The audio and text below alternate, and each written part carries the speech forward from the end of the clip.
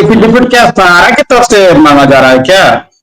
जी थोड़ा सा अपडेट कर दीजिए सर, पूरा सुनने बात को। जी, सहारा की तरफ से ये एफिडेविट दिया जा रहा है कोर्ट में। क्या? यही कि हम जो भी निवेशक हैं उनका कन्वर्जन नहीं हुआ था, उन्होंने खुद से जो है पैसा री इन्वेस्ट किया है। अच्छा, हम्म। तो ये एफिडेविट सहारा की तरफ से दिया जा रहा है, लेकिन क्या जमाकर्ता से भी कुछ लिख के मांगा जा रहा है क्या? जमाकर्ता ही दे रहे हैं ना उनको। अच्छा, जमाकर्ता से लिखवाया जा रहा है कंपनी के थ्रू में?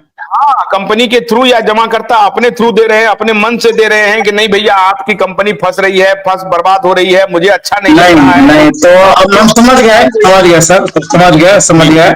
देखिए, जी हम तमाम जितने भी साथी हैं सहारा के इन्वेस्टर और सहारा के एजेंट, सभी से मेरी विनती होगी और सलाह भी होगा कि कोई भी लोग इस प्रकार का एफिडेविट नहीं दें, एकदम नहीं दें, क्योंकि ऑलरेडी सुप्रीम कोर्ट में हम लोगों का जो रिट लगा हुआ है उसमें हम लोगों ने पूरा प्रमाण दिया है कि कंपनी ने कन्वर्जन करवाया है। क्या क्या प्रमाण दिया है उसको लाइव में नहीं बताया जा सकता, लेकिन पूरा ठोस प्रमाण हम लोग दिए हैं। दूसरा चीज कि हम लोग जो दिए हैं, जो पीआईएल लगा है वो लोग भी दिए होंगे।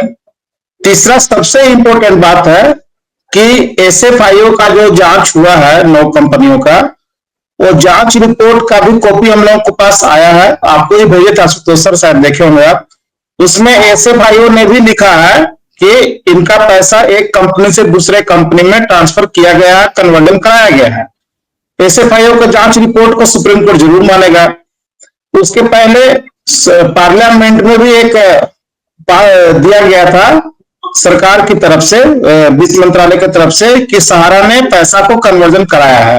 तो इतने सारे साक्ष्य को अगर आप खत्म करना चाहते हैं तभी आप इस एफिडेविट को दीजिएगा, क्योंकि उससे ये केस कमजोर होगा।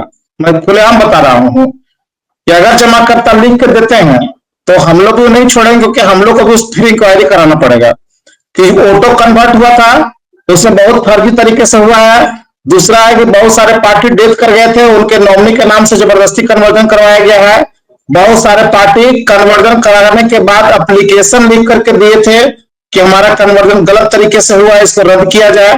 वो सारी कॉपी हम लोग के पास है। तो अगर कुछ लोग इस तरह का काम करेंगे तो वो खुद ही कानूनी उलझन में फंस जाएंगे। हम लोग को थोड़ा सा मुश्किल हो जाएगा। ऐसा नहीं कि हम लोग पर इसका असर नहीं पड़ेगा, इस केस पर इसका असर पड़ेगा, लेकिन हम लोगों को अपने आप को प्रमाणित करने के लिए बहुत ज्यादा साक्ष्य लगाना पड़ेगा।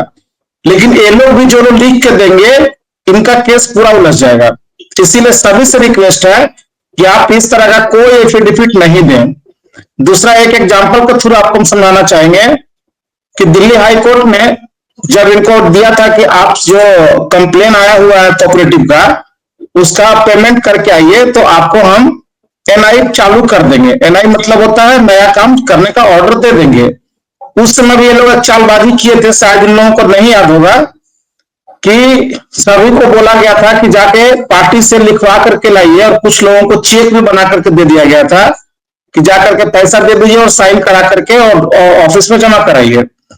हम लोगों ने बहुत बारीकी से देखा था, तो उसमें ये लोग गड़बड़ क्या कर रहे थे कि किन्हीं का मान लीजिए कि 10 अकाउंट है, तो 10 अकाउंट में वो लोग क्या कर रहे थे कि जो सबसे छोटा अमाउंट था, मान लीजिए 2-2 हजार 3-3 हजार का पड़ा हुआ है, तो उसमें जो सबसे छोटा वाला था ना, उसको पेमेंट कर दिया जा रहा था और बाकी लिखवा करके ले लिया जा रहा था कि हमारा सारा पेमेंट हो गया है।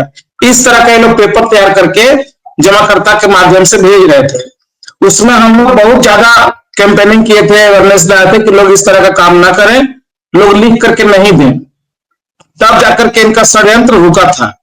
तो ये भी एक बहुत बड़ा षड्यंत्र है। इसीलिए तमाम साथियों से मेरा निवेदन है कि इस प्रकार का एफिडेविट आप लोग मत दीजिए। जी सर। नहीं, लेकिन इंपॉर्टेंट बात यह है सर कि अगर ये सहारा एफिडेविट देती है निवेशकों का, तो वो एक कानूनी पत्र हो गया ना, वो कानूनी पत्र हो गया और वो एक बहुत बहुत बड़ा डॉक्यूमेंट हो जाता है कि भाई हमने कोई दबाव नहीं डाला, निवेशकों को हमने पैसे दिए, और चूंकि ये एसएफआईओ की जांच चल रही है और एसएफआईओ कंफर्म कर चुका है कि सहारा ने एक कंपनी का पैसा दूसरे में, दूसरे का तीसरे में ऑटो कन्वर्जन किया और इसमें निवेशकों की राय नहीं की, ये कंफर्म कर आपकी जांच के एसएफआईओ का जो जांच रिपोर्ट है ये जमाकर्ता का फेवर में है, ये जमाकर्ता का फेवर में है। अगर इस खेल को अगर खराब करना चाहते हैं लोग तभी इस एफिडेविट को देंगे, और जो देंगे कि जो एसएफआईओ इतना मेहनत किया है, एसएफआईओ जब इतना मेहनत करके उस रिपोर्ट को बनाया है, तो जो लोग भी एफिडेविट देंगे तो एसएफआईओ उनको बुला के पूछेगा जरूर। ये समझ कह रहा हूं कि जो लोग कह रहे हैं, जिन लोगों को एसएफआईओ ने बुलाया है, वो मान लीजिए कि 10, 20, 50, अब लाखों लोगों को तो एसएफआईओ बुलाया नहीं होगा, तो जितने लोगों को बुलाया वो तो 5-10 लोगों को बुला करके कंफर्म कर देगा कि भाई रैंडम, कि हाँ भाई ये बात है कि कन्वर्जन, ऑटो कन्वर्जन हुआ है बिना संज्ञान में लिए हुए, कॉन्फिडेंस में लिए हुए निवेशकों को। लेकिन अगर इन्होंने एफिडेविट का हजारों पुलिंदा तैयार कर लिया, मान लीजिए कि कॉन्फिडेंस में लेकर के इन्होंने हजारों या लाखों पुलिंदा तैयार कर लिया कि देखिए हमारे पास 1 लाख एफिडेविट है या 2 लाख एफिडेविट है, आप 5 का इन्वेस्टिगेशन कर रहे हैं, हम 2 लाख का आपको दे रहे हैं ला करके, तो ये लॉगर हेड होगा ना, ये तो लड़ाई फिर शुरू हो जाएगी ना, कोर्ट किसको बिलीव करेगी? ये केस उलझ जाएगा। जितना अभी केस बहुत अच्छा तरीके से चल रहा है, ये केस फिर पूरा उलझ जाएगा, फिर आप भुगतान से बहुत दूर चले जाएगा। इसीलिए तमाम एजेंट लोग कम से कम इस बात के लिए जाग जाएं, अपने जमाकर्ता को बोलें कि किसी के पास कोई एफिडेविट इस तरह का आता है तो कुछ भी लिख कर ना दे, सीधे वो पैसे की डिमांड करे कि हमारा पैसा पहले दो, उसके बाद जो लिखवाना लिखवा लो, पहले हमारा पैसा दो। इसलिए कोई भी एफिडेविट मत दीजिए आप लोग।